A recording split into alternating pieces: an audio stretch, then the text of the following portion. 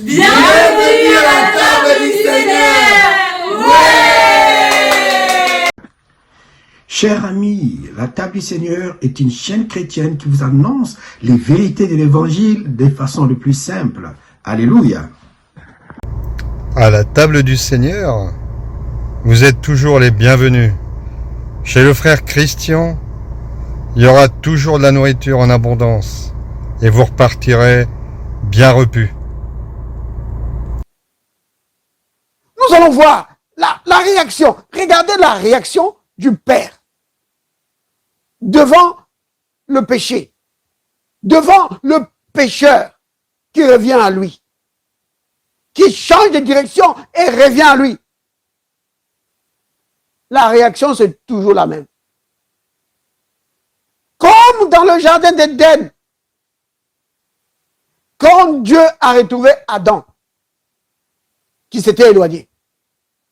Il avait fui la présence de Dieu parce qu'il avait péché.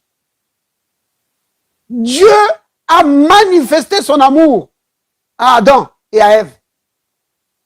Qu'est-ce qu'il a fait? Il les a couverts. Eux pensaient qu'ils étaient bien couverts parce qu'ils avaient mis les feuilles de figuier. Mais ce n'était pas suffisant. La couverture des feuilles de figuier ne pouvait pas tenir longtemps. Dieu leur a donné. Il a sacrifié un animal. Et il a mis la peau de l'animal. Il leur a fait des habits. Dieu a couvert leur nudité. Oui. Vous voyez? Pour couvrir leur nudité, il fallait quelque chose qui vienne de Dieu. Et quelque chose qui avait de la vie. Une vie a été ôtée pour couvrir la nudité de l'homme. Oui. Ça vous rappelle rien, ça? La vie de Christ a été donnée pour couvrir la nudité de l'homme. Oui, bien-aimé. La réaction de Dieu devant le pécheur a toujours été la même. Quand le pécheur revient à lui, il ne le rejette pas. Dieu ne le rejette pas. Donc, comme il a fait avec Adam, c'est la même chose qu'il fait dans tous les temps. Regardez par exemple dans l'Ancien Testament, dans le livre de Zacharie. Zacharie chapitre 4. Chapitre 3, je voulais dire. Regardez dans Zacharie chapitre 3. Alors, la Bible dit ceci. Zacharie 3, le premier verset. La Bible dit ceci. Or, donc, d'abord, je vais commencer le premier verset. Il me fit voir. Donc, Dieu fait voir à Zacharie. Josué, le souverain sacrificateur. Notez bien qu'il s'agit ici de Josué, le souverain sacrificateur, qui n'a rien à voir avec Josué, le serviteur de Moïse. Il me fit voir Josué, le souverain sacrificateur, debout devant l'ange de l'Éternel. Et Satan qui se tenait à sa droite. Pourquoi? Pour l'accuser. L'Éternel dit à Satan, que l'Éternel te réprime, Satan. Que l'Éternel te réprime. Lui qui a choisi Jérusalem. N'est-ce pas là un tison arraché du feu? Or, Josué était couvert de vêtements sales. Regardez cet homme. Il était couvert de vêtements sales. Et il se tenait debout devant l'ange. Ça veut dire quoi ça? Les vêtements sales. La Bible parle des vêtements comme étant notre justice à nous. Donc, nos œuvres à nous. Les œuvres que nous pouvons accomplir pour plaire à Dieu. Devant lui, c'est un vêtement sale. Donc, avec tout ce que tu peux faire de bien, devant les hommes, tu peux penser que tu as un certain niveau. Mais devant Dieu, c'est rien. Parce que Dieu est plus exigeant que ça. Tu peux respecter, les huit commandements, même 9. Mais si tu as failli à un seul, 0. Donc, l'exigence de Dieu, c'est que si tu dois aller par les œuvres, si tu dois mériter vraiment une place devant lui à cause de tes œuvres, alors tu dois obéir à tous les 10. Et personne ne pouvait le faire. Personne. Personne ne peut respecter les 10 commandements sans faillir sur aucun. Et Dieu dit, si tu faillis sur un seul, c'est fini. Tu es coupable de tous les 10. C'est pourquoi la Bible dit que nul n'observe la loi. Nul ne peut garder les 10 commandements. Ce n'est pas possible. C'est pourquoi ce monsieur, regardez très bien, bien-aimé, on dit que c'était le souverain sacrificateur. Un souverain sacrificateur, spirituellement parlant, en Israël, c'était quelqu'un qui était plus haut que tout le monde. Donc le meilleur parmi le peuple. Mais regardez, le meilleur parmi le peuple, quand il se présente devant Dieu, Dieu le trouve sale. Dieu le trouve sale. Pourquoi il le trouve sale? Parce que ses œuvres ne sont pas bonnes devant Dieu. Vous voyez?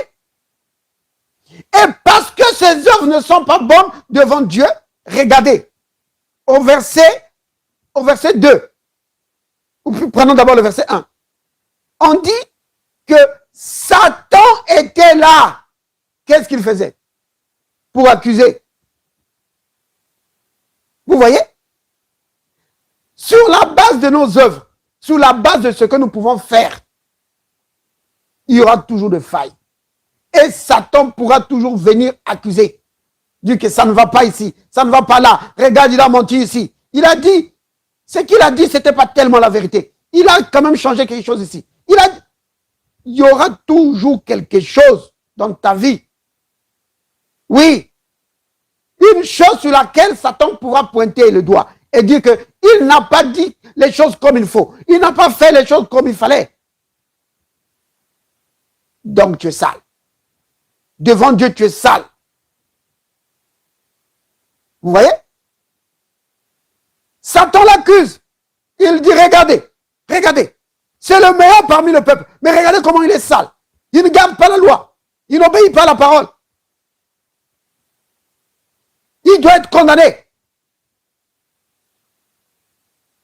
Dieu dit que l'Éternel te réprime, Satan. Vous voyez? Alors, qu'est-ce que Dieu fait?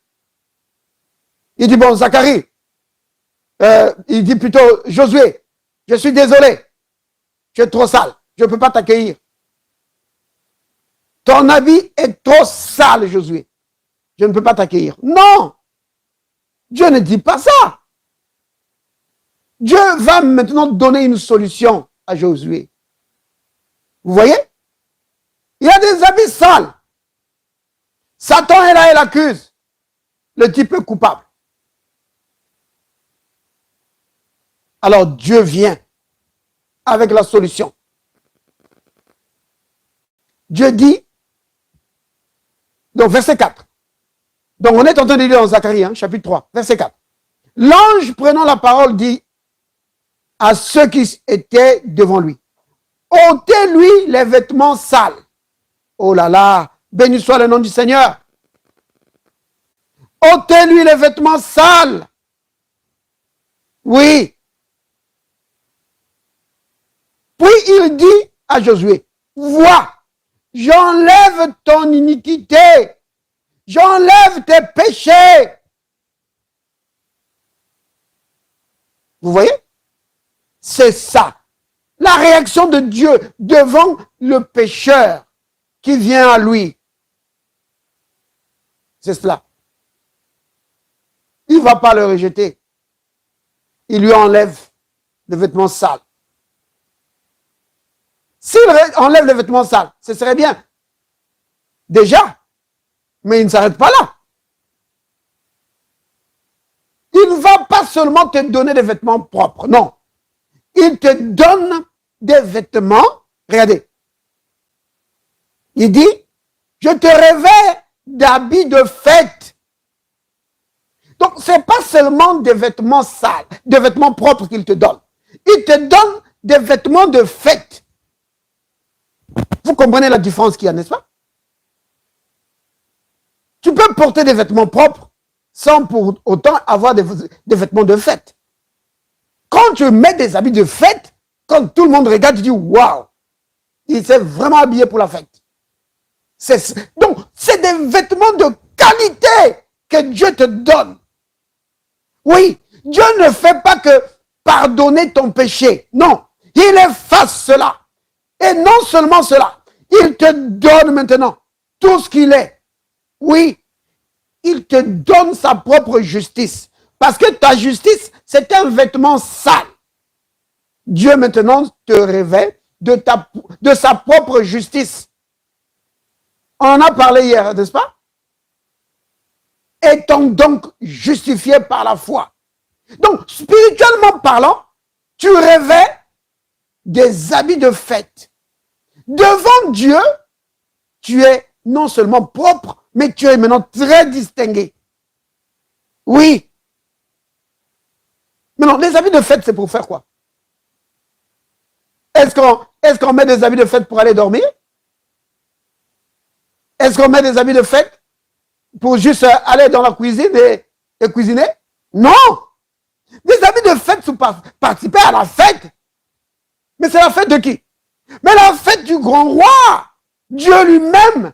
Donc, ces habits-là qu'il te met, qu'il te donne, c'est une invitation à entrer dans sa présence. C'est une invitation à communier avec lui, à passer des moments avec lui. Même quand je dis des moments, je n'ai pas bien parlé.